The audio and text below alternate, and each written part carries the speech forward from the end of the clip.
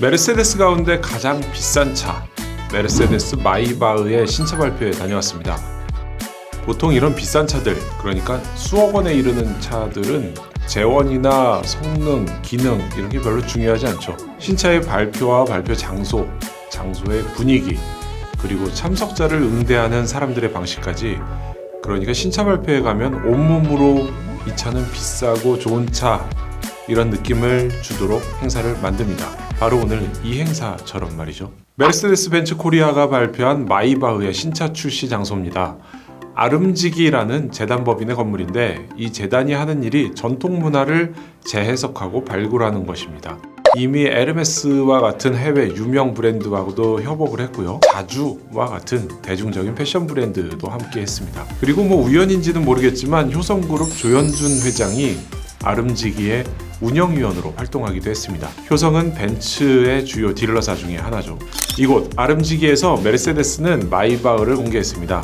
뿐만 아니라 우리나라의 장인과 협업한 결과물들도 전시를 했어요. 한지, 염색, 도자기, 한복까지 우리의 것을 마이바흐하고 연결했습니다. 마이바흐는 이런 기획을 하면서 자신들의 역사를 알리고 싶었던 것 같아요. 마이바흐는 올해 100년을 맞이한 브랜드거든요.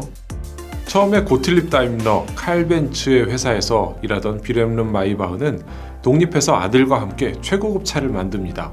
마이바흐 브랜드의 시작인 거죠. 우리나라에는 고 이건희 회장의 차로도 알려졌었고요. 배우 배용준의 차로도 알려지기도 했습니다. 이후 메르세데스의 브랜드로 마이바흐가 편입이 되면서 지금의 S클래스를 보다 럭셔리하게 만든 그런 차가 마이바흐가 됩니다.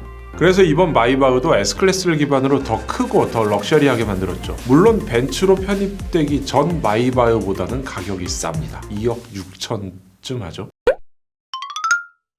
메르세데스의 마이바흐 S클래스는 그래서 익숙한 듯 하지만 새로운 무언가를 담고 있습니다. 2억 6천만 원의 차를 구입하는 소비자에게 어필을 해야 하니까요. 이 가격은 S클래스 7시리즈와 같은 독일 브랜드의 플래그십 세단보다는 비싼 가격이죠. 하지만 롤스로이스나 벤틀리 같은 럭셔리 브랜드에 비하면 상대적으로 낮은 가격입니다. 그래서 승차감과 하차감 이런 것들이 럭셔리 브랜드를 따라가는 것이고요. 기본적인 구조는 벤츠의 S클래스하고 같은 궤도에 있습니다. 그래서 이번 마이바흐 S클래스 역시 기존 S클래스에서 보여줬던 기술이 다 들어가 있습니다. 전장 5.5m에 이르는 차가 불과 2m의 회전 반경으로 돌아나가는 후륜 조향 시스템도 들어갔고요. HD급 해상도를 가진 레이저 헤드라이트 같은 기능들도 들어갔습니다. 그런데 여기에 더 추가한 것이 있죠. 마이바흐는 뒷좌석을 위한 자동차예요. S클래스의 롱휠 베이스 모델보다 무려 18cm가 더 늘어난 긴 휠 베이스를 가졌습니다. 그리고 이 가운데 12cm를 무릎 공간을 위해 활용을 했죠. 승차감과 편의성을 뒷좌석에 맞춘 기능도 있습니다. 리모컨 키를 누르고 있으면 뒷문이 자동으로 열리고요. 롤스로이스에서 봤던 기능이죠. 운전사가 문을 열기 위해 뛰지 않아도 되는 겁니다. 또 닫는 것도 실내에서 버튼을 누르면 됩니다. 모터와 센서가 들어간 문인데 외부에 무언가 부딪힐 우려가 있으면 알아서 멈추고요.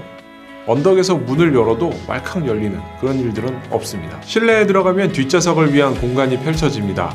안전벨트가 쑥 나오죠.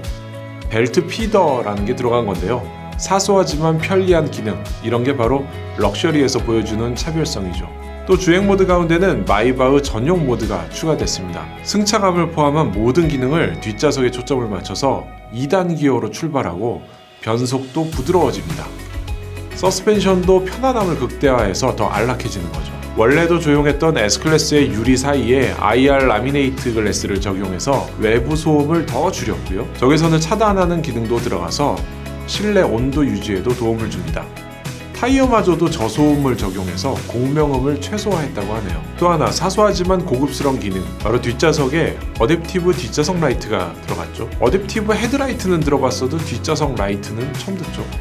기능은 비슷합니다. 뒷좌석의 램프를 독서등, 무드등처럼 용도에 따라 빛이 비추는 위치, 범위, 컬러를 바꿀 수가 있습니다. 이런 기능은 좌석 앞에 터치스크린으로 조작하고 세팅해 놓을 수도 있습니다. 외부는 일단 투톤의 컬러부터 심상치 않아요. 보통의 자동차에 이런 도색을 하면 좀 우스꽝스러워 보일 수 있는데 마이바흐에서는 전혀 그렇지 않습니다. 우리나라에는 소비자들이 선호하는 색상, 그러니까 검정색 같은 색은 미리 주문해서 들여왔고요. 그 외에는 주문 제작을 할 수 있다고 하네요. 주문이 밀리지 않은 상황에서, 그러니까 보통의 상황에서는 4개월 정도면은 받아볼 수 있다고 합니다. 근데 뭐 지금은 조금 밀린 상태라고 하네요. 제원은 이 차의 하차감에 비하면 조금 평이한 수준이에요. V형 8기통 가솔린 엔진인데요. 4리터입니다. 503마력을 내고요. 9단 자동 변속기하고 조합을 했습니다. 숫자로는 평이하지 않은데 마이바흐에 들어간 것 치고는 그렇다는 얘기예요. 큰 의미는 없을 수 있겠지만 복합 기준 연비는 리터당 7.9km입니다. 끝으로 가격은 기존의 동급 모델 대비 약 2천만 원 정도 올라가서 이 차 마이바흐 S580 포매틱 모델은 2억 6,060만 원입니다. 2020년형, 그러니까 기존의 마이바흐가 모델에 따라서 2억 9천만 원까지도 올라갔었으니까 이 차 역시 추가 모델이 나오면은 제일 비싼 메르세데스의 기준이 바뀔 수 있겠습니다. 일단 국내에서 판매하는 2021년식 모델 가운데는 가장 비싼 메르세데스입니다. 요즘 아파트 값이 많이 올라서 그런가 별로 안 비싸 보이네. 끝!